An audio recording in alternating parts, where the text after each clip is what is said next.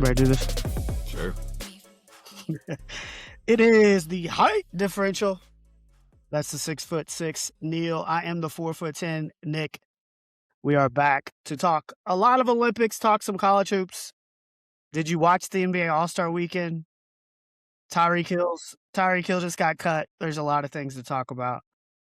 But before we get into it, make sure you're hitting that subscribe button on Spotify, Apple Music, YouTube.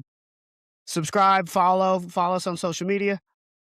All that helps us out, helps more people find the pod. But it's all Olympics all the time right now. I'm dialed in. And we got the bobsleds coming. Bobsled just started. Got the 2s and the 4s coming up. Well, I'm not gonna lie, and I get it. It's pretty new, but I had no idea there was such thing as a monosled. I did not know that there was a one-person bobsled. I didn't either. First time that I've seen it. But apparently there's an American, this Ilia Myers Taylor, who's pretty good at it. She's pretty good at it.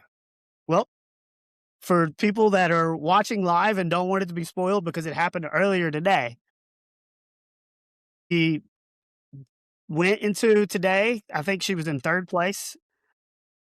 German had the lead, and then she had the ride of her life and got her first gold medal. 41 years old. 41 years old. Yep.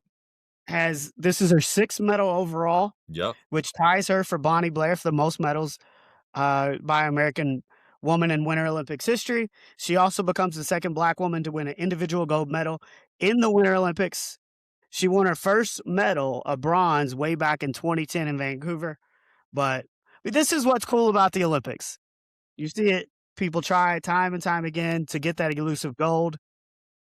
And Ilia Myers Taylor was able to do that. And really, that's what this is all about. Yeah, no, it's a really cool story. Like I said, she's the most decorated African-American athlete, female athlete, women in the Winter Olympics, 6th career medal. And she finally, and probably most likely, I don't know, maybe she's going to come back in 4 years. But at the age of 41, I feel like your Olympic time is running out as you're getting older. So for her to finally get that gold medal, maybe this is the way she goes out on top.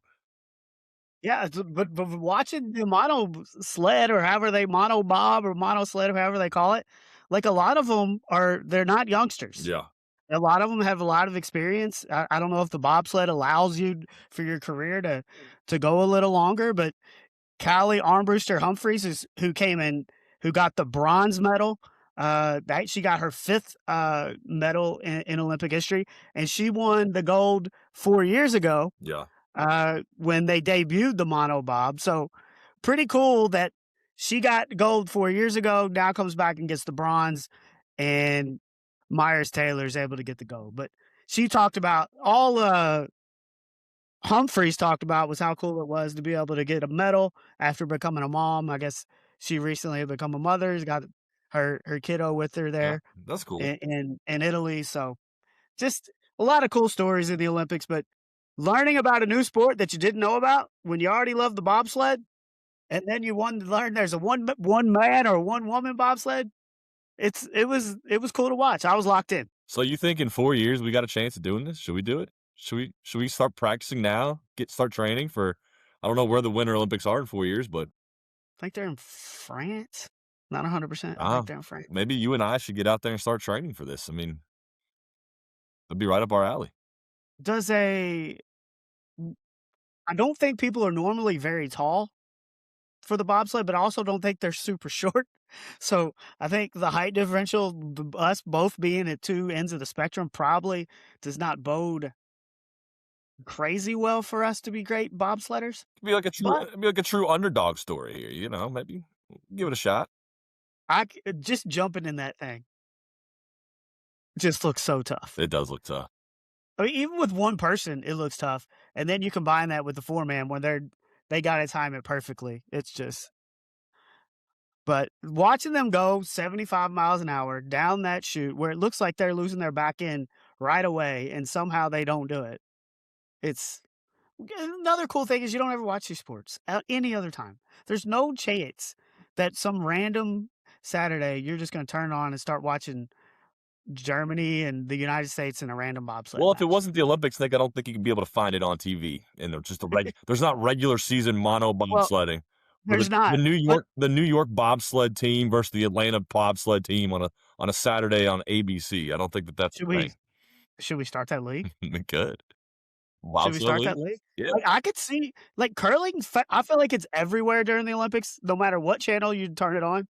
It Yeah. seems like curling is always on. Yeah. I mean, there's a lot of curling teams, but yeah. Is that something that they could capitalize on to where there is, like, a We've curling, like No, no, because we say this every year. Like, the only time we watch curling is during the Olympics, and we all think it's cool, and we're all watching it, we're all dialed in, and we have the same argument, like, "Oh, what if we did a cur" then nobody cares. Nobody like, we forget about it. Next week, we're gonna forget about it. We're not even gonna miss it. We're not gonna miss curling next week. Like, it's nice to have its little no, 2-week it's nice to have its little 2-week run, and, we'll see you again in 4 years. and I will say this about curling, I enjoy it, Yeah, but it's slow. it's very slow. It is so I slow. mean, you're not going 80 miles an hour down ice. No, and they just take so much time in between And they shots. do. Well, they're on a timer, but yeah, They got that, what, 38 minutes for of thinking time yeah, for the whole for the match? whole I think it match. varies whether it's mixed Yeah, or doubles or whatever, yeah. but they've got that the thinking time, but it's just there's so much time in between shots. There's 10 shots per end. It feels like you gotta get it to where there's 2 or 3 left before you even realize what's happening because the setup shots, we don't know enough about those shots. So, it's a sport that you can turn it off and then come back on 15 minutes later and see the end of the end and see how You it know what goes. makes curling more exciting? Is cheating scandals and teams telling each other to F off. That's what I'm here for. I'm here for the curling fights. Give me some of that. Who is it just the Canadians that are cheating? That's what it seems like. I mean, they got caught red-handed on, both the men's and the women's side. So why are they so adamant that they're not cheating? 'Cause I don't know. 'Cause you're not gonna admit to cheating. If you cheat, you ain't gonna admit to it. So Canada is playing. Who are they playing when they get? When it's Sweden? Was this okay? So Sweden, and they say something to him in the middle of the match. Yes, Basically, hey, dude, you're cheating. you're touching it over the what do they call it? The Hoss line, some kind Something hog line, yeah, of the hog line. yeah. You're touching. Well, he lets go of the hand. It's a double touch. You can't touch any part of the rock. What do they call it? A rock? Stone. Stone. Stone. The Nope. granite The stone. stone. Yes. We are, dude. We do not sound like You can curling, only grab it by the hand. You can only touch the handle. But when he lets go of the handle, he pokes it with his finger too. and Doing it's that. clear. Oh, it's It's clear. obvious. Oh yeah. Like it's clear. Like his arm, his is past the line, and he just gives a little boop, a little Well, boop. The Swedish guy was even like, bro, like we got it on video. I'll show you the video after the match is over, and he just Yeah, responds with a F off. right. But and you can't go back in time. Like obviously they can't go redo the match. But I don't think can they do video review during the match? Because I mean it was I pretty don't know. obvious that he touched it after the line. Yeah. And then the very next day, the Canadian women get penalized for the same Well, why exact are there thing. no judges? Somebody explain why there's no judges in curling. Like they had to like after this happened, the IOC them brought judges in for the next match to keep an eye on it. And when that happened, obviously they didn't cheat.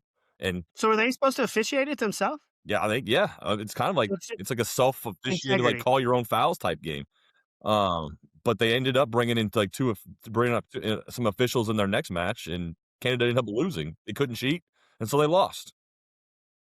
Yeah, and they had to be looking for it Yeah. for the next day. And the women got caught. They got called for the same thing. But dude, like it's obvious that you were like I don't know if you were doing it on purpose, but you clearly touched the thing after it crossed the What's the line. like? So like he lets go of it and he pokes it with his finger. What's that extra little poke doing? I don't know. I don't know enough about it. What's the extra? I need to know what the Did extra he poke.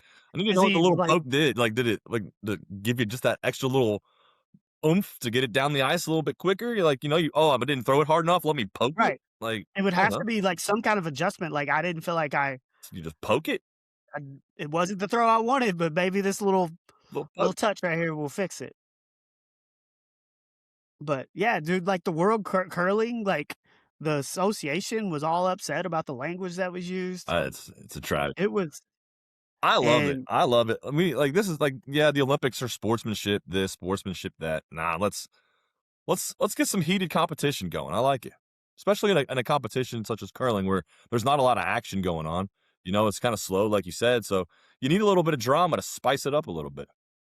so you wanted curling kind of professional wrestling No, like a thing. hockey fight. We don't need wrestling. You know, it's kind of like a little hockey fight. Do you like the trash talking? Yeah, yeah. Or do you, last week you talked about how figure skating needs to bring back the Tanya Harding, Nancy Kerrigan like stuff where we're taking people's knees out. Do we need to go that far? We need some drama for these sports. We need a little bit of drama. That's what gets people pay attention when there's drama. Well, we would have been talking about curling anyways. But we wouldn't have been talking about Canada and Sweden. True. And we wouldn't have been talking about the ski jumpers and their junk and the Exactly. needles Yep. like we did last week. Yep. Um, but yeah, Or the what was it? The cross country skier who wouldn't been talking any cross country skiing if old dude didn't ball his eyes out on TV because he cheated on his girlfriend. So see, the drama brings interest, and that's what we need. it does. But it's what do we got? A little bit more than less than a week for the Olympics. Sunday. It's I just think Sunday is the yeah, final day. goes back quick. The the story of the Olympics so far, I think, has to be Ilia Malinin of the United States, the quad god. On Friday, he went into the long skate clearly in first. With all he had to do was just basically do 90% of his program, and he would get gold. Like he was up by that much. Everybody's talking about how it's just an automatic, and poor dude falls multiple times, does a 1 instead of a 4 on one of his quad jumps and ends up falling all the way from 1st to 8th, doesn't even medal. 21 years old, his first Olympic Games. You can hear him talking to his dad after his score is revealed, saying that he wishes he could have gone in 4 years ago when he was 17. Feels like that experience would have helped him here because dude, the bright lights of the Olympics are real, and world championships, national championships happen every year. This happens once every 4, and he admitted that, he just could not succumb to the pressure of the Olympic lights. Yeah, no, like it's the biggest stage in the world, and you know your Olympic window as an athlete is not very long. Like you said, it happens once every 4 years. So you know at most you're competing in what 2, 3, if you're lucky, more than that. But you know, in these sports all over the world, like kids start doing figure skating. They're younger and younger and younger. So like they're training from basically the time they can walk. So you know, 21, you're still in your prime. I think he'll come back in 4 years and hopefully use this experience as a learning lesson, and he'll be better for the next one. But you know, the next one might be it. So the pressure is even going to be even greater. The older that you get, because there's going to be some young guns coming to get you. Yeah, but I will say this, like, dude, can you imagine how disappointed you would be Yeah, when it's right in front of you? especially when you're in first And by that after the would you call it the short and program? yeah, and coming in, you are heavy, heavy favorite. You're one of the most publicized athletes in the Winter Olympic Games as a whole. It's all right in front of you. And to just be absolutely devastated the way that he was. But dude, being in sports, like you're gonna lose most of the time. Like in a team sport, only one team wins the last game. So there's a lot of times where you have to deal with adversity, and you learn about people more in loss than you ever will in any win. And the fact that he went up to the guy who won the gold medal and congratulated him, he was, and then did his interview and talked about how, yeah, it was disappointing and just the lack of experience, I think, played a key role. But I was just really impressed with the way he handled Yeah, I himself. mean that's what you expect out of American athletes. Like But that's not always what you get. we are class here in America. Like we're not like Canadians. We're not telling people to go f themselves. Like we shake your hand and we congratulate you. You were the better athlete that day. That's what America is. We are class athletes, and we respect our opponents. But dude, Scott Hamilton's in studio with Mike Tirico. and he's almost in tears, like, talking about it. That's how, like, he was emotionally distraught. Yeah. It was such an unexpected thing, and it just goes to show you in sports, you just never know. You just never know. And just I hope that he comes back in 4 years because I w it would be fun to watch him try to regroup and win the gold at 4 years after, everybody thought he was gonna do it. Um, the US women's hockey team, Yeah. Dominate. they're now in the gold medal match against Canada, Set a a team they already beat 5 to nothing. set a record for shutout. Most what minutes or whatever in Olympic history straight shutout. Well, they haven't allowed a goal since their first, round robin match.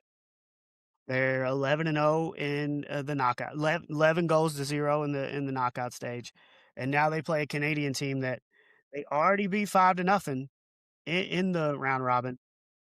Do we need to look out for the Canadians to be cheating a little bit? Nah, not worried about them. Not worried about them at all. This women's team is just dominating. I mean, dominating. Was it 1, 2, 5 straight shutouts? Like I said, the longest shutout streak in Winter Olympic history, women's Olympic history. Beat Canada 5-0 already. I mean, here's the scores: 5-0 over Finland, 5-0 over Switzerland, 5-0 over Canada, 6-0 over Italy, 5-0 over Sweden. Nobody's touching them. Like, they are dominating. Not worried about Canada. Put your third stringers in.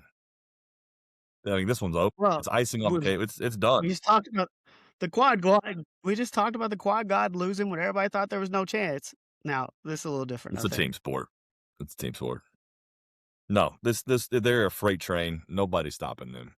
Just give us the Well, gold right now. you also have the Miracle on Ice in 1980. Like, it's been known that miracles can happen on the ice.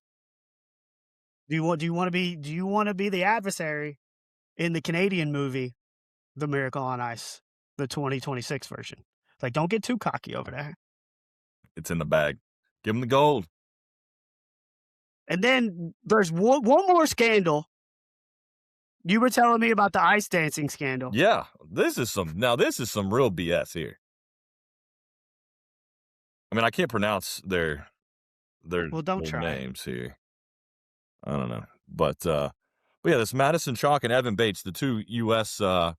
Ice dancing pair, apparently just put on a flawless routine, absolutely flawless. Should have won the gold. I mean, you watched it live and you were like, "This is just a flawless performance." Yes, I did not. Actually, Right. did not. But it looked flawless to me. To me, it looked flawless. But to the judges, even the judges, I mean, like, look at this. So the controversy is, so Chalk and Bates, out of all, they've got 1, 2, 3, 4, 5 out of 9 judges had them at the top score. Basically said they should deserve gold. Which means 4 of 9 had France as the top score.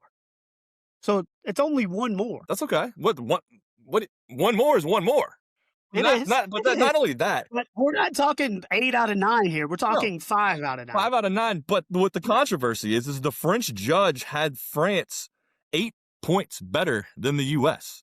No other judge, like when they voted France number 1, they had by 4 points, 2 points, 1 point, like 8 points Well, by a French judge who just straight up sabotaged the voting, or sabotaged the judging to put us so far down that France ends up winning by less than a point.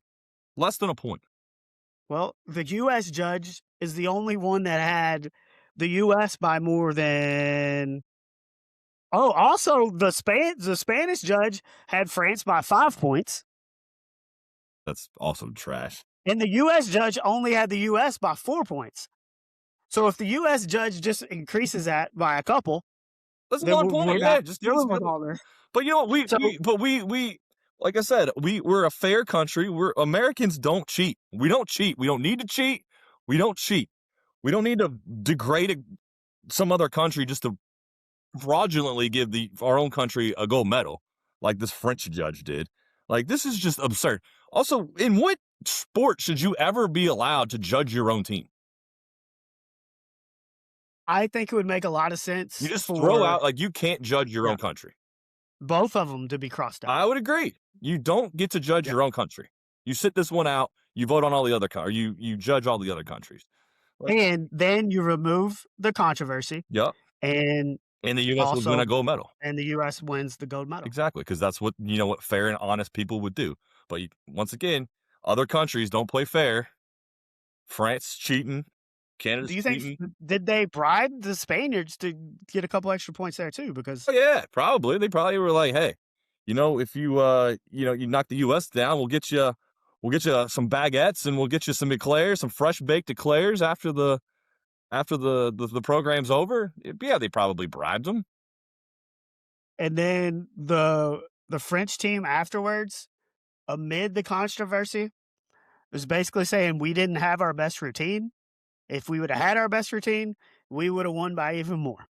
No, you should have. First of all, if you would have had your best routine, maybe, but you didn't have your best routine, and you should have lost because you didn't have your best routine. And I'm gonna put you on the spot because I don't know what's the difference between ice dancing and figure skating. Is there no jumps? Guessing one is more of a dance than I guess more dancing. I mean, you play a song and you dance to the song. It's like a rhythm type thing, I think. Well, they dance to songs in figure skating too. No, that's like a ballet. They kind of just skate along, and it's kind of like if you I were don't going think to a that's true ballet. at all. It's like if you were going to a ballet. Is like the figure skating, the short programs, and I feel like ice dancing. It's more fast So paced. you're comparing Dance figure skating to ballet, and you're comparing ice dancing to to like Broadway show. Broadway show. Yeah, yeah. So ice dancing's like going to watch Grease. The Cats, Grease. Yeah. Hmm. What are some other famous? Phantom of the Opera, Sure. Or and or then like what's Hairspray or something like that. Yeah. like Where they dance. Hamilton. Are we getting to Hamilton No, level? I don't know about Hamilton, but like something where you're dancing, like you like a Okay. Broadway show. And then figure skating is like going down Yeah, to it's like going Louisville to Swan Ballet. Lake. Yeah, it's like if you're going to Swan Lake or something. You know, I think this is one of the worst analogies, maybe of all are time. you gonna disprove it? I don't have any idea. Thank you. I do think in ice dancing, they might not leave their feet. Okay. I think that might be the difference, Okay. but also don't want to be quoted on that because I have no idea. I have no idea either, but that's just my guess. Like in figure skating, the pairs, like the dudes throw the girls so high up in there, they're like 13, 14 feet in the air at times doing spins. Also, do you ever get concerned on these when they on the figure skating pairs that they're throwing the girls up in the air and they're swinging their legs out? Like at some point, somebody's gonna get cut. Well, didn't it happen in the movie? It did happen in a movie, yeah. But I feel like in real life, this is Did that it's happen in gonna Blades of happen. Glory? It was Blades of Glory, yes. Yeah. But I feel like in real life, there's gonna be a real life scenario where Blades of Glory, somebody's gonna swing their leg around and it's just gonna slice off somebody's ear or something. Well, I think that's why it happened in the movie because everybody's like, "How is this not happening?" And then they're like, "Dude, why don't they just get two dudes together and then they can throw them even farther? They can both throw each other." But do you not So agree? I mean, to me, it looks dangerous. I'm actually surprised that it has not happened. And maybe it has, and I just don't know it. But they look like they're coming very close to each other on these blades. all I know is it's happened between Will Ferrell and Napoleon Dynamite. Yeah, that's true. That's it. Was it even them that it happened to, Yeah. or was it somebody Oh, else? I have no idea. One of their competitors. I don't remember. I haven't seen that movie in forever. Um, but yeah, it is crazy how high they throw them, and yeah, dude, those skates are sharp, Yeah, and I guess it is a little bit. Is it? I don't know how crazy it is that somebody hasn't at least lost a finger that's what I'm saying. That's what I'm off of saying. But we still got women's figure skating. What else do we still got the men's hockey Men's hockey, we tournament got the still coming up. 2 and 4 man bobsleds. Got the curling. The men's curling gold medal game is Saturday, and the women's is Sunday. So, still a lot of medals to be had. The U.S. sitting in third place in the medal count, with 6 golds and 19 medals overall, trailing Norway and Italy. But we're right in the thick of it. The women's hockey team will take care of their business. The men's hockey team will hopefully take care of their business. We'll get a couple bobsled victories and bring this thing home. What one sport that just looks like the absolute worst? The moguls. the Oh, the skiing ski? Is moguls. that where they're, like, I they're don't bouncing their legs left and right, like Yes, I swear to God, yeah, my legs would break off after yeah. the first one. Yeah, that does look like it hurts. Yeah. How do they do it? I don't know. And then they have to do flips and stuff, and they're racing each other, but it's not really a race. It's still based off of points from the judges because you're doing all these flips and you're trying to get extra bonus points. So it does matter how fast you go, but it doesn't matter how fast you go. Dude, I ain't touching the moguls. No, I'm with you. Also, did you see the dude that got his what the skiing? Is it the slalom Yeah, where they're going past the things? yeah. He got racked pretty good by one of those things, No, and you just hear it go, whoosh, and he just stops. no, I didn't see And that. yeah, he right in the jewels, man. Oh, that's terrible. Right in the jewels. That's No. terrible. All the skiing sports, leave no, I'm out. I do enjoy watching it. Like, I like the downhill. I liked watching the downhill, except for when Lindsey Vonn leg basically fell off, but, and they had to have 4 surgeries to reattach it. But other than her crash, it's like the speeds that they go, it's very impressive. I love watching the downhill. And dude, just speaking of Lindsey Vonn, like knowing you're already going down that hill with what No is already a ACL. torn up with his already a torn up Yeah. knee, and you tear it up even more, and you're Did you see the pictures she eh, posted? see, yeah, it's awful. Oof. But they have no regrets. Like I have no regrets. I would do it again. Like at that point, your leg is basically just being held together by skin. Yeah. Like your bones are just all over the I place. mean, I'm not her, Yeah, and I believe her when she says it, but I think I would have a little bit of regret going out there with the I torn ACL already and then my leg about to fall. well, well, she also Especially said it after I've didn't have already anything to do. won the amount of medals that she's won. I mean, she's been here and she's been in the top of the sport before. She's got nothing left to prove. Like, maybe this was because this was most likely her last Olympics, so she was going out no matter what. So I kinda understand it more that way, but eesh, I mean, Yeah, I don't think it's worth it. look, they're built different. You know? It's an addiction, Yeah. and you love to do it. And look, if the Olympics were next year, would she have skied? No. Like if they happened every year, she wouldn't have skied. But this every 4-year element just brings this into the equation. And yeah, she probably shouldn't have skied. But who's going to tell her she can't? Who's going to be the doctor to be like, no, Well, I I'm think not all the letting you. doctors told her that, and she just ignored that advice. Right. I think they Right. told her. Well, They told she her. found the one doctor. She found the one doctor that said, yeah, go ahead. Now, really, if they had a real medical license, who knows? But she found somebody. It's like, yeah, go ahead. No, I'm all in on the Olympics. Excited to watch the U.S. Olympic hockey team just take care of Canada in the title and see if they can win the most golds. We still got a chance, like you said. And we also are now in the heat of college hoop season. We talked last week because we did the show on Wednesday about Arizona going down to Kansas despite Kansas playing without Darren Peterson. And then Arizona goes from undefeated, and then they lose to Texas Tech on Saturday as Donovan Atwell hit some big threes down the stretch. Nebraska, remember, they did the same thing this year where they went undefeated and then lost 2 in a row. What else we got? Koa Pete did not play in the second half for Arizona, which I haven't heard what his prognosis is going to be, how long he's going to be out. But if he's out for a little bit, that could be an issue. And another thing with Arizona, and yeah, they're a great team, but their lack of 3-point shooting. They're one of the worst 3-point shooting teams in the country. They rank like in the 300s based on 3 points made per game. And in today's era, where everybody's shooting threes, Yeah. you wonder if that's eventually going to bite them. I think it kind of did over the last week. With Texas Tech's win over Arizona, they now have wins against Duke, at the Garden, at home against Houston, and at Arizona. I know they got 6 losses, but I don't know if a team in the country's got 3 wins as good as No, that. that's those are the best 3 wins I think I'd put those up against anybody. There's no absolutely.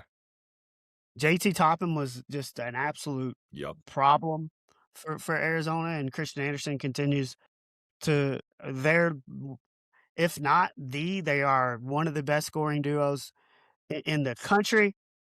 Iowa State loses to TCU, then comes back at home and just absolutely routs Kansas. Kansas beats Arizona without Darren Peterson, gets Darren Peterson back, and then gets smoked. Yeah, they did. They did get smoked. Darren Peterson only had 10 points in that game, was 3 of 10 from the field, so he came back but didn't have his best game. Kansas is now 8-2. They've played 10 games this year without Darren Peterson. They're 8-2 in those games. They are 11-4 with him. Yeah. Milan Momcilovic for Iowa State goes 4 for 9 from 3, leads them in scoring. Dude is shooting. He's making almost 4 threes per game, which ranks second in the country. And he is shooting 51% from 3, which leads the country. And dude is like 6'10", 6'11". That's impressive. You're shooting over 50, what'd you say, 50%? 51%? 51%. Leading the country. Jeez. Just kind of running down, keeping it in the Big 12. BYU needs overtime to beat Colorado. Right, goes off for like 39. But the story of this game was Richie Saunders, who we've talked about on the show several times. Looks like his career, unfortunately, is over, as it was announced after the game that he tore his ACL. And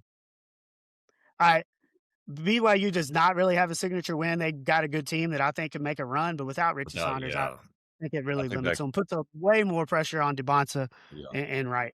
Yeah, it's going to be hard for them to overcome. I think, like you said, not a signature win. They have a lot of good wins. They're competitive in a lot of games, but without Saunders, I think that's going to be the end of them.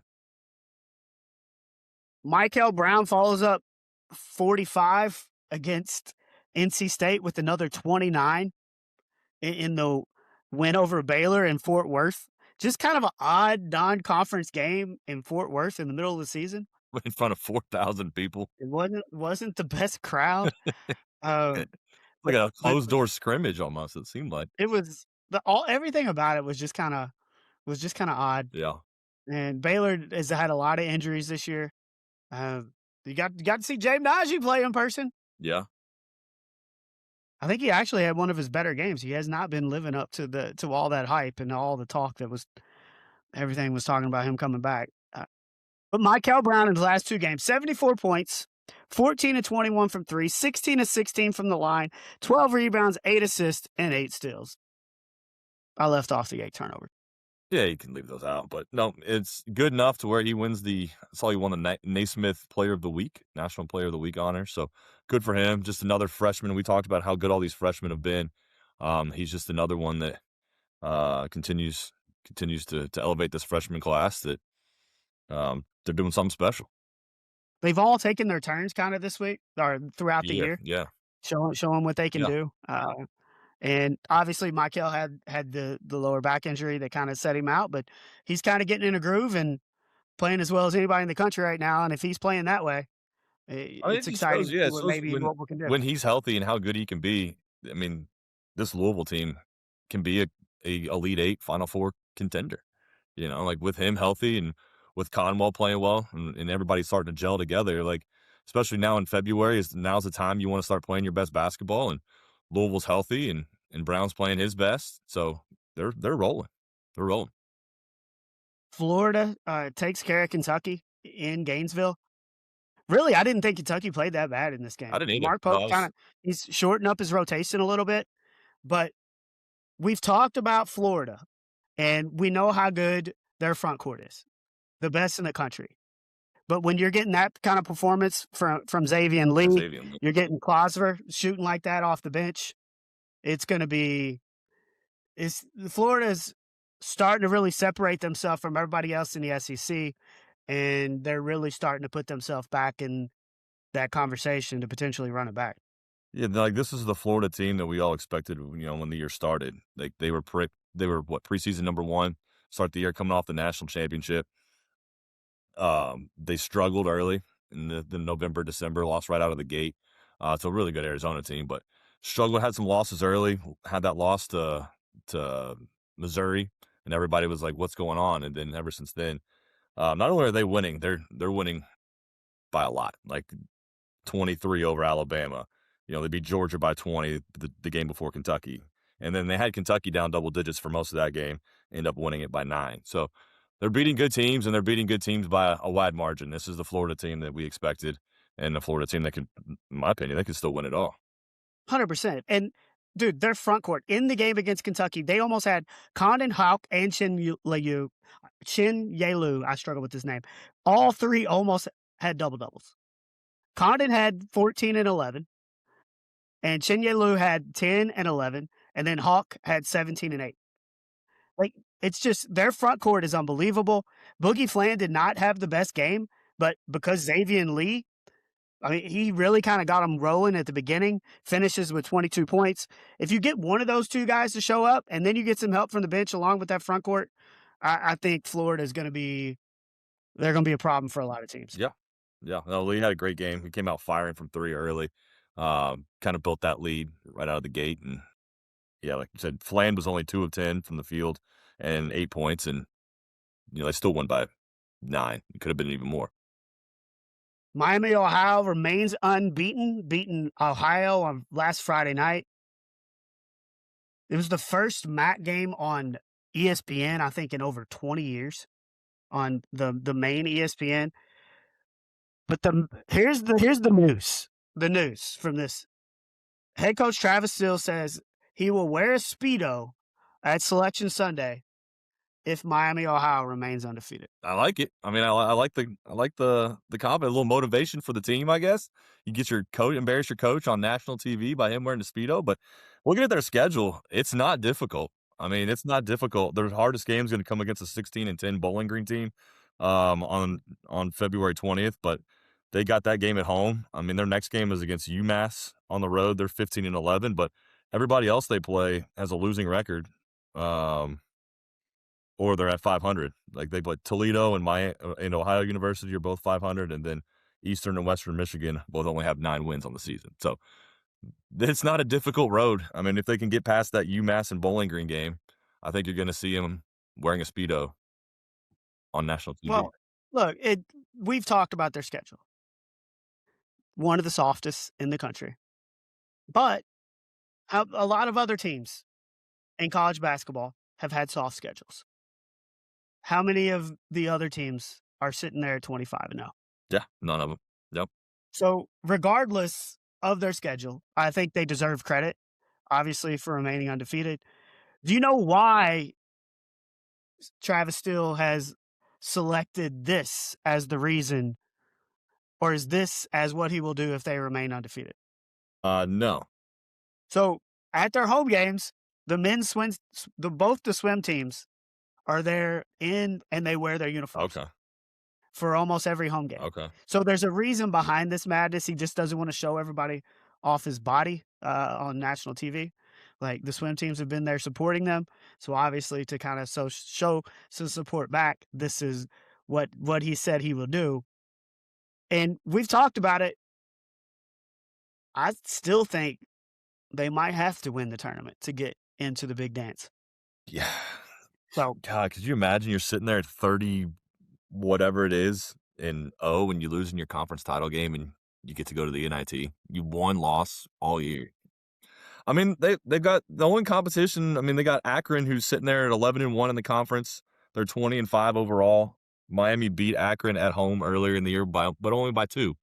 So it's not a foregone conclusion, that they're going to win this conference tournament. You get Akron on a neutral site. Is. Yeah. No, you're right. It never is. But I mean, there's some teams in this conference that have played Miami close, and Miami just always somehow finds a way to win.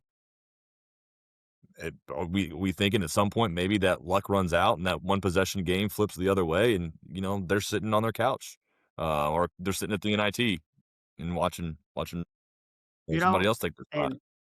And we've talked about the pressure of the Olympics, like those smaller conference tournaments.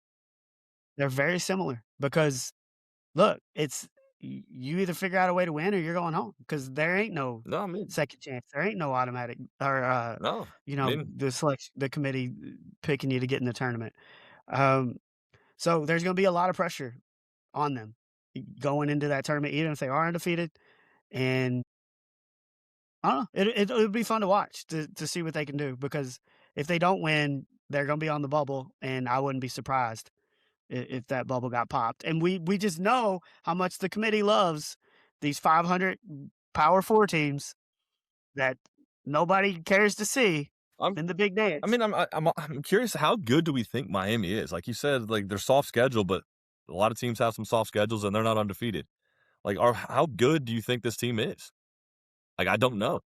It's hard to compare them because I look at their schedule, I don't even know what their best win is. Let's see. Their out of conference schedule, they did not play a single Power Four team. So they haven't played anybody of substance out of conference play. Like I said, we talked about this a couple weeks ago. Their schedule ranks near the bottom in the country, It's really bad. I'm looking at like in the Yeah, 300s. I'm looking at it right now. It's really, really So they got to win, or Yeah, I they're think they're Akron they're is going to the be left if out. I had to pick, if I had to look at it, I think Yeah, Akron probably is their best win, and that's not saying much. but like I said, they undefeated. They haven't lost. They deserve some credit for that, and it'll be fun to watch the rest of the way. Anytime you're the last remaining undefeated team, that is an accomplishment in itself. I think you need to get to what about 30 to 31 and 0, 32 and 0 to get into the dance. That would be getting themselves into the conference title game before they lose. Yeah. Yeah. St. John's has now won 11 in a row. They beat Providence by 10. In the UConn game, I talked about Dylan Darling coming off the bench and really kind of being big at the end of that game. In the last two games since, he had 23 uh, in the win over Providence. He's averaging 20 a game in his last two. Last year, he averaged 20 a game at Idaho State. But before this little run of his, he only had 4 double-digit scoring games. So they've really got a new weapon off the bench. But the story of this game was Duncan Powell just straight taking out Oof. Bryce Hopkins. Yeah. Bryce Hopkins formerly played for Providence. Yeah. Duncan Powell's been all over the place. Played at Georgia Remember Tech last Georgia year. Tech, yeah. Played at 2 other schools before that. I don't remember who they were off the top of my head. But what a dirty, dirty Yeah. play by No, it was Duncan. dangerous. It was dangerous. It was dirty. I mean, it really has no place in the game, and, you don't blame Bryce Hopkins reacting the way he reacted, and then Powell just doubles down and just comes out and throws a punch. Like, dude, He's an idiot. just what He's do an you idiot. well, you can see his He hair. might not be an idiot, but you're acting like an idiot Well, have you seen his hair? right You've there. seen his haircut. He's got one of the worst haircuts in the history of any sport, not just college basketball. I Like, what is it? I don't know. It's like a poof What with do you no call other I guess thing. there's gotta be a name for it, right? Just It's just bald a you're bald all over except for the bottom back of your head, it's it, just a straight it's just a bottom poof. That's it. Just a bottom poof. And he's bald completely. And he's like, no, I don't want any hair on the top. Just ball it all up and put it by my neck. Yeah, I don't know. Yeah, But dude, with just such a dirty foul. it was, yeah. It was And I unfortunate. get it. Your team's not very good, and Kim English is probably I don't know if he's going to come back next year, but they've had a terrible year. They almost beat UConn, but and they did beat St. John's early in the year, but other than that, they just haven't had a ton of success. Dude, St. John's, everybody was high on St. John's and Rick Pitino at the beginning of the year. They lose a couple games early, and everybody kind of gets down on them. And now they've won 11 in a row, including a win against UConn. And No, I yeah. mean, Andy Katz has got them. Andy Katz has got them at 6 in the country, I believe, in his top 10. I mean, I don't know if I'd put them that high, but no, they're rolling, and this is what Rick Pitino teams do. Come February and come March, this is when they play their best basketball, and this is no different. He's got them playing Rick Pitino basketball, and, you know, hopefully the end result for them is a little bit better than it was last year when they got bounced in the second round unexpectedly, as a 2 seed. Um, hopefully they have more success than that come this season, but they're rolling. The Garden is electric. Andy Katz has got them at 5. 5. Come on, Andy. I mean, I respect Andy Cass, but come on. Like, I, that's ridiculous. I guess the last thing, kind of keeping in the Big East, um, UConn wins. They struggled with Georgetown at home. The story of this game to me was Danny Hurley don't care. Mhm. He says, "Well, yeah." He says what he And say. evidently in the post-game handshake with Ed Cooley says, basically, "Dude, where are your fans? Like, why where's your student section? Like, what's going on here? Like, you guys are good. Like, why are you not getting support?" And Danny Hurley goes into this 5-minute diatribe in his post-game presser. He continuously calls Storrs, Connecticut, the basketball capital of the world. Thoughts on that? I mean, in the last couple of years, they've been the basketball capital of the world because they've been winning. Just because the women's and the men have won so many And the championships? men have just, yeah, I mean, the women are always up there. I mean, UConn is the women's basketball capital of the world. There's no doubt about that. Well, I And then the mean, men have a bunch too, and they've, especially recently when they went back to back. Yeah, like you look at the pictures of that place, and like Ed Cooley was right. It was empty. Like, where's the support? They announced the attendance of 10,244, and the capacity of that arena is 10,167. So they announced the sellout, which the students just didn't show up. you would announce a sellout if if you sell the tickets, then that's your attendance. But yeah, no, that place was not very full. I don't understand why. They've got themselves a great team up there. There's not much to do in Storrs, Connecticut. I don't know what else you got going on a Saturday.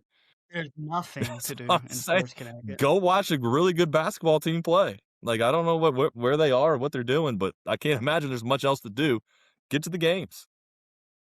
He says, "You can criticize me, but I have some equity. Yeah, I've won 2 championships." he does.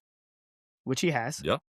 He says, "You don't come to watch a game. It's not a effing social event. We need our fans to come to the game and be loud as shit from the start. It needs to be a madhouse." And then he talks about how it's a madhouse at Creighton. It's a madhouse at Xavier, but it's not a madhouse at UConn. I don't blame him. Look, if the students aren't showing up, he's not wrong. Yeah. I mean, I don't know if this has happened at other games or if I mean, it has to be a recurring trend if he's, going to say something. But if it is a recurring trend, that's kind of sad because, like I said, they've been really good lately. They've been good this year. It's Storrs, Connecticut. I don't know what else you're doing. Just go out to these games. Watch this team. They're fun to watch. They're very good. They could win a national title again. I don't know. What do you think they're doing in Storrs?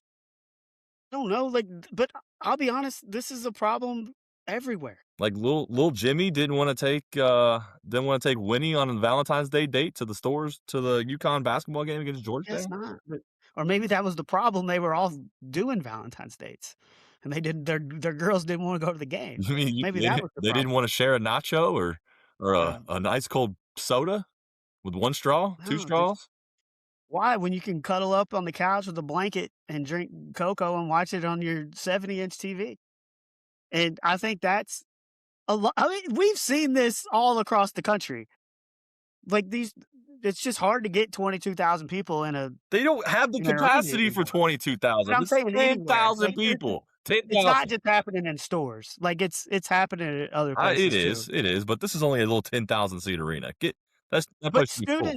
students go to games. Like this is all a part of your experience. You go to a college that has one of the best college basketball programs in the country. Take advantage of it. Go to these games. Yes. Be loud. Yeah. Like follow Danny Hurley's advice.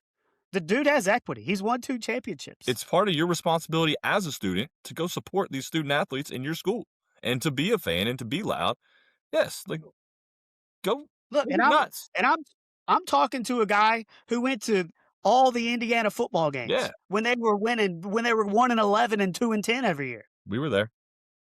We weren't very loud because there wasn't much to get loud about back then, but we were there. Hey, that first possession, let me tell you, y'all were on your feet trying to get that stop, weren't you? Oh yeah. First possession? Yeah.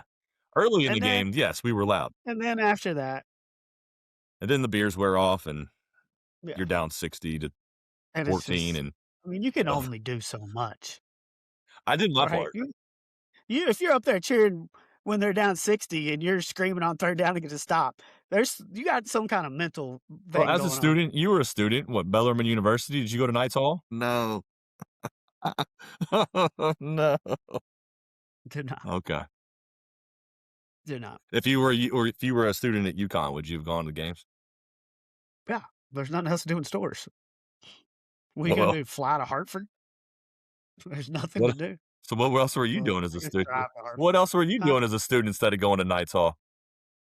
I didn't have a ton of school spirit back when I was commuting back and forth to Bellarmine. I would say I have a lot more school spirit with Bellarmine now than I did then. Uh, You and Carl just lock yourselves in the basement and play video games instead of supporting the Knights? yeah, we drove up to Southern Illinois and hung out with Snot Palmer and the guys a lot. Uh, Who was your head coach at Bellarmine when you were there? Was it I Paul don't know, it was Mano? before Scotty. Was it Bob? Was it No, Bob? Wasn't Bob? it was no, it was before Bob. I don't remember his name, but they were not very good. I was a manager all 4 years in high school, and I had talked to potentially, like, trying to go to UK, U of L to be a manager, and then I got more scholarship money to go to Bellarmine, and I was like, "Yeah, I don't wanna be a manager at Bellarmine." You So, bus trips instead of flights. yeah. Well, I mean, I was used to taking flights at that point. At that point in my life, I think I'd flown once when I took a basketball trip to Florida, well, twice, Florida and Vegas, so. We had some good squads at PRP back in the day. Shoulda won it all my senior year. That still hurts. Did you watch any of the NBA All-Star festivities this weekend? No, I saw Taco Fall. I was on somewhere. I think we were at Brownies, and I saw the celebrity game on, and for That's what some you reason saw, Taco Taco Fall Fall. at 7 foot That's what you 3 saw. is out there dunking on like actresses and actors and whoever else. Kind of weird, but no, I did not really watch a single minute. I had no idea what happened on NBA Saturday night. Heard it was terrible. I did see Dame Lillard won the 3-point contest with no Achilles. But other than that, nope, didn't watch that. Didn't watch a single minute of the actual All-Star. What do they call it? A tournament now? Yeah, we had a women's basketball game last night that I was working and you were at. So no, did not watch any of it. Here's my thing, and I get it, I know why, but both of these things start at 5 o'clock Eastern, Saturday and Sunday, and I know it's because of the Olympics, but that's what cost me from watching. Like, I would've watched NBA All-Star Sunday night if it Yeah, was I probably would have on at watched that. 8, I 9 agree. o'clock Yeah, like it normally I was. probably would have watched some of that yesterday too if I was home. Yeah, So, at some point, NBC maybe gets too much sports to where they I mean, and also, like, your Olympic coverage is delayed anyways. So you're basically preempting you're moving the NBA All-Stars Sunday night to 5 o'clock so you can run delayed coverage of the Olympics. I had the three-point contest and the dunk contest on in the background. what channel Dame was it on? winning Was it on NBC? yeah, It was on NBC. Dame winning was cool. He beat Devin Booker. Um, the dunk contest was Do they still terrible. do the It's skills challenge? Is that a thing? no, I think they just did those team things where they had 2 current players and a celebrity passer. It's all goofy. Uh, I there heard. was a lot of people that said the tournament was good yesterday. Yeah, I heard the effort was better. And they had a world team and then they had 2 USA teams, one with kinda rising stars and one with more veterans. I don't even know who won. It was one of the U.S. team. It was one of the. I didn't even look it up to I just wanted to see if you watched it. I didn't even look up to see who It's won. either team was it Team Stars, Team Stripes, the World, and somebody else. No, was it I think it's just 3 3 of them? teams. Okay, yeah, Yeah. yeah. I don't know. Uh, and I'm not even looking it up. I don't care. Uh, but I ain't gonna lie, like, when I was a kid, NBA All-Star Game weekend was one of my favorite weekends of the year, and I don't know if it's just you getting older. No, I don't know if it's the product sucks. it's because the players don't care as much. Like back in the '90s, Jordan was in the dunk contest. Dominique was in the dunk contest. Like the stars participated in all these other events that wasn't just the game. And then when the game came around, they all took pride in beating the crap out of each other. Like they took pride in lock Jordan wanted to lock down Kobe or something like that. Like they took pride in stopping each other. And then now it's just like, yeah, yeah, nobody no, nobody cares. Just for fun, Well, which is fine. I I don't don't blame them. I don't care. It's just you're not going to get the view. Like nobody's going to watch it. yeah, but you gotta get guys like VJ Edgecombe, you gotta get him to participate in the dunk contest. like a rookie that's probably gonna win Rookie of the Year. Like, he even turns it down. Like, who are these? Like, how many people that enjoy basketball but aren't watching the NBA every day know who these 4 players are who are in the dunk contest? I I don't think very many. Like Carter Bryant, no. But like why don't they? Like why don't the stars participate in the dunk contest? Like they scared they're gonna get hurt? I mean, I don't know of anybody that's gotten hurt in a dunk contest yet. Maybe it has happened. I just don't know about it. But I haven't No, don't recall ever hearing of somebody hurting themselves in the dunk contest. Get out there and do no, it. and Incentivize. I mean, I don't know how you can incentivize because they're all making millions already. So I don't think an extra $1 million is really going to move the needle for them. But how do you incentivize these guys? I don't know, but, like, it's made people endorsement money and sponsorship money. Like, Harold Miner was only reason people knew who Harold Miner was is because he won the dunk contest. Yeah. The only reason people know who Mac McClung is because he won the dunk contest. Look what the dunk contest did for, like, I know Vince Carter already was a huge star, but Yes. him winning the dunk contest just increased his stardom exponentially. Yes. It did it with Blake Griffin. Like, it did it with Nate Robinson. Yeah. Like, Nate Robb. Yeah. I don't understand why they can't get better players in the dunk contest. I just well, the last really good one we had was what, Zach LaVine and Aaron Gordon, Yeah. and that was what, 10 years ago Yeah. now? Aaron Gordon was a good one. Yeah. I don't know. It's and look, we say it's the same thing every year, and they keep trying new stuff. I don't know how you fix it, but the fact that I hardly watched any of it.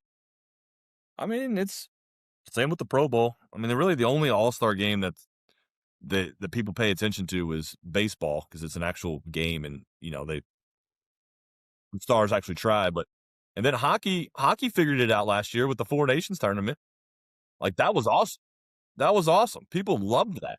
And, obviously they're not doing it this year because the Olympics is going on and all those guys are over in Italy playing for their countries, but, they figured it out last year, so I don't know. There's ways to figure it out. I just don't have those answers. So. No, and neither does the NBA. And they're trying to figure out answers to keep people from tanking. Look what the Bulls did a couple weeks ago. It's just this. It's gross. Like, they don't even get a first round draft pick. They just got rid Yeah. of all their They players. just got rid of everybody. Got 47 second round picks because they wait too long to get rid of everybody. Everybody sees the talent in this year's draft. So no, if you're not going to make the playoffs, you might as well be as bad as you can possibly be. Yes. And now Adam Silver's talking about all these. He's got maybe plans to prevent people from taking, but is it like stopping the season at some random point in the middle and that's where you do the lottery, or not having the lottery at all and doing free agency for rookies?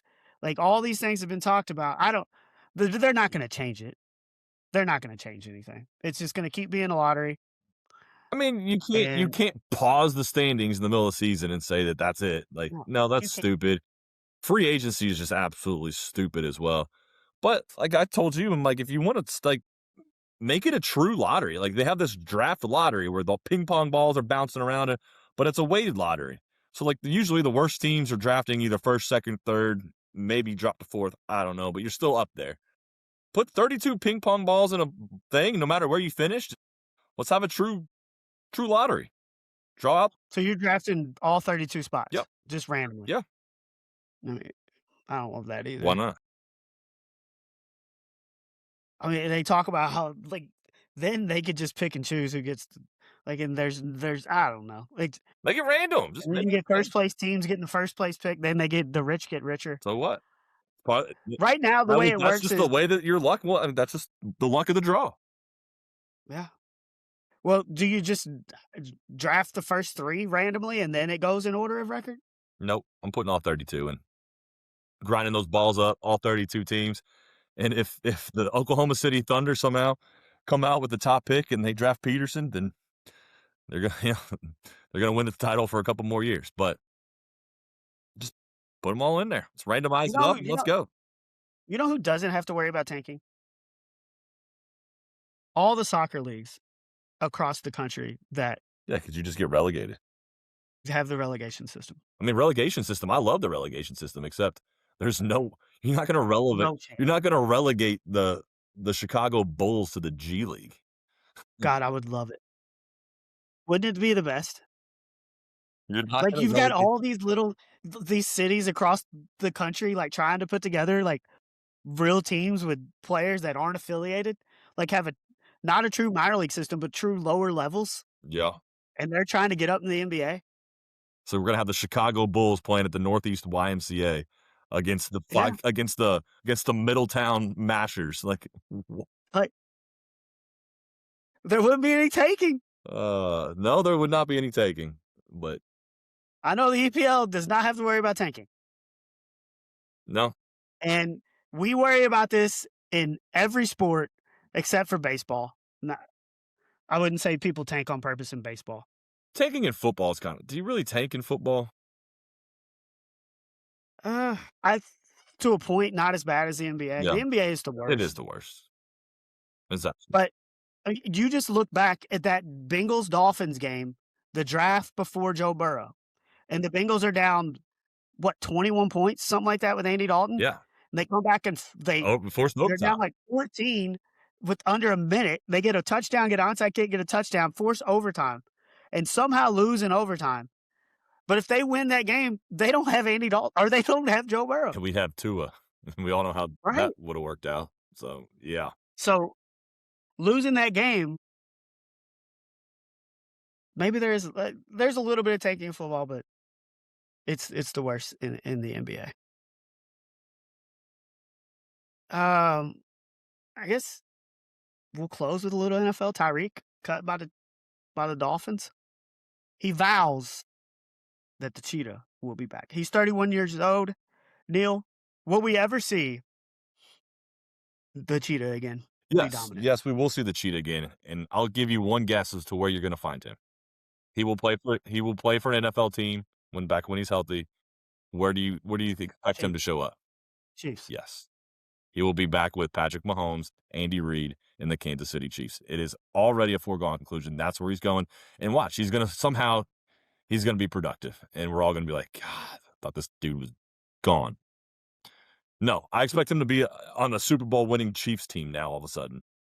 Like, that's just how it's gonna work out. You just said the Chiefs were dead last week. They are dead, but Now this they get Tyreek back, and they're not dead. no, they're still dead. But watch, yeah, I expect I think that's one place where he'll fit. He knows that system. He knows those guys. I think he probably would wanna go back to Kansas City. I think Kansas City would take a flyer on him. So that's where I expect him to end up. Yeah, I could all of that I could see happening. And, you know, we've been doing this since August now, somehow. And this is the first time we really haven't been football centric because football's over.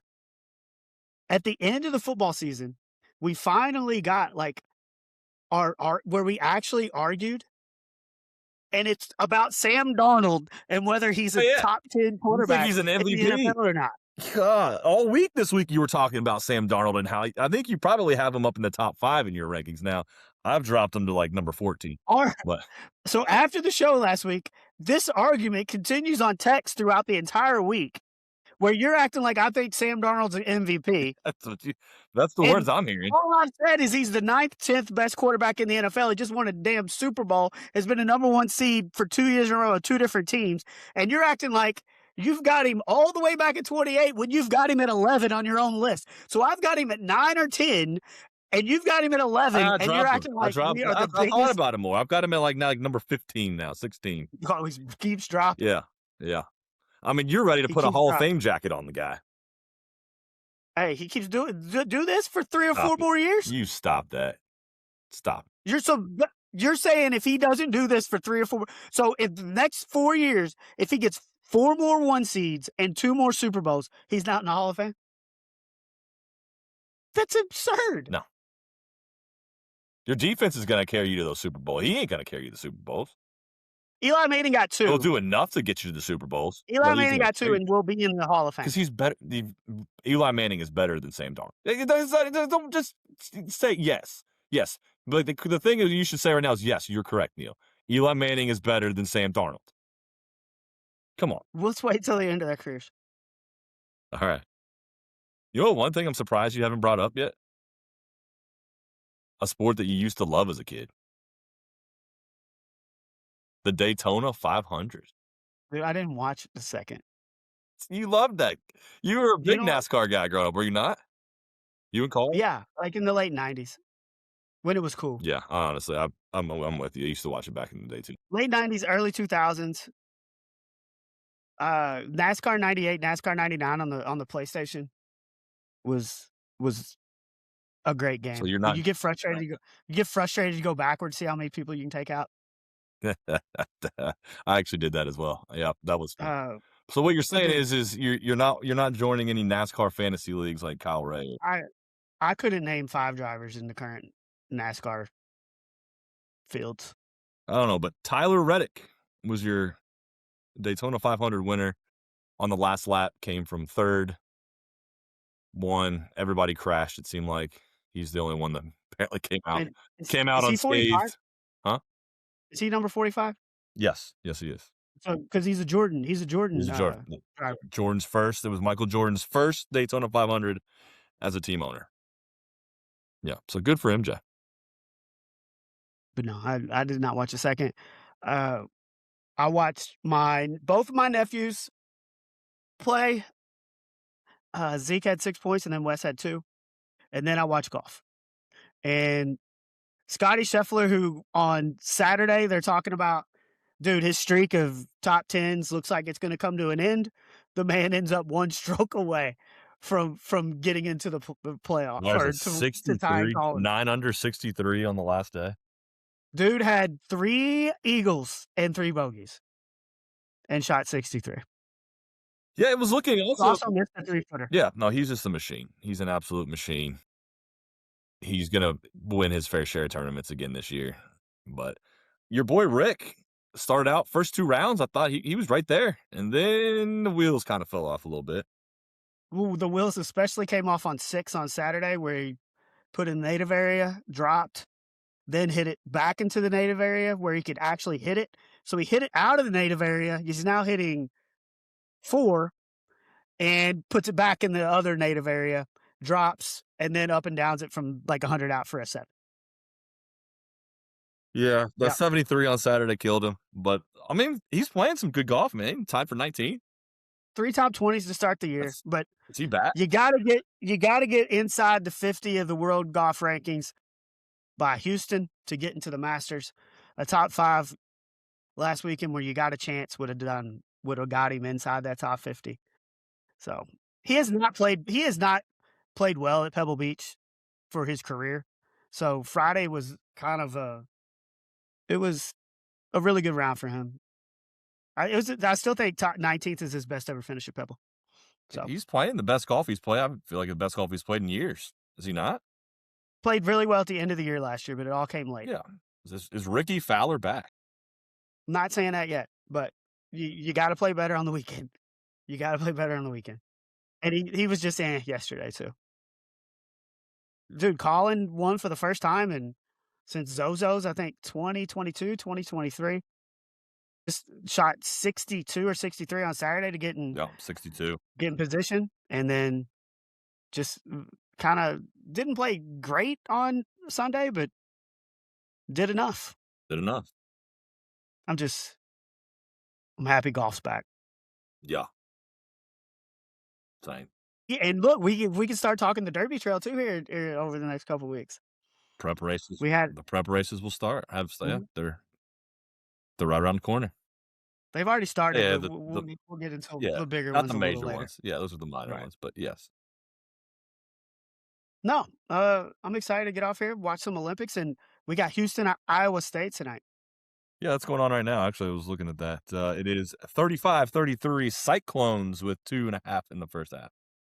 Dude, and then on Saturday, all on ESPN, you got Arizona at Houston, Michigan at Duke, and Iowa State BYU, which the BYU game has lost a little bit of luster now that Richie Saunders is out, but I thought the Michigan Duke game was a neutral site. You sure about that one? it might be neutral. It might be Yeah, neutral. but another weird late season neutral site non-conference game, but that's a big one. So yeah, that'll be a great one. Dude, we're going over college hoops. We didn't even talk about Michigan because there's so much going on. Another 30-point win. They have 10 30-point wins this year. Yeah. 10. Yeah. They beat UCLA by 30. UCLA is going to make the tournament. Yeah. No, Michigan is. It's the most since Duke in 98, 99. And you remember how good that team was. I love the Duke 98, 99 team. Yeah. So, speaking of Duke, they won by first time. Duke wins by 38 tonight or 37 tonight. So Duke's rolling as well. So Saturday's showdown will be a big one. But it's the first time all year, believe it or not, that Michigan has been number 1. They had not been number 1 until this week. Even after beating Gonzaga and Auburn and all the rest of those teams. Gonzaga by 40. 40. By 40. Yeah. And then Gonzaga beats Kentucky by 40. Like right around that same time. So Michigan would beat Kentucky by 80. Is that what we're saying? Dude, the way Kentucky played that Vanderbilt game, they very well might. But they're getting it together. I don't know. They're getting it together. They're playing better. They weren't ever going to win on Saturday, but that was more just because Florida's better. And Todd Golden was very open about their $22 million roster. Nice little dig on that one. Yeah. That was fun. So. All right, you got anything else? Appreciate everybody who tuned in live. Oh, we got some views. So appreciate everybody watching live, and we'll be back next week. But before you get off, make sure you're subscribing on Spotify, Apple, YouTube, however you do it. Hit the follow, hit the like button. Helps people see it. Make sure you're liking our shorts. Help those get out a little bit. But for the 6'10" Neil, I did it again. 2 weeks in a row. I called you 6'10". Yep. Very smart. I'm getting the numbers mixed up. For the 6'6" Neil, I am the 4'10" Nick. We will talk to you next week. Thanks for listening to Height Differential. Give it to me. Idiot. Stupid. What an idiot. How do you be so stupid? Were you doing that on purpose so that'll go as your closer?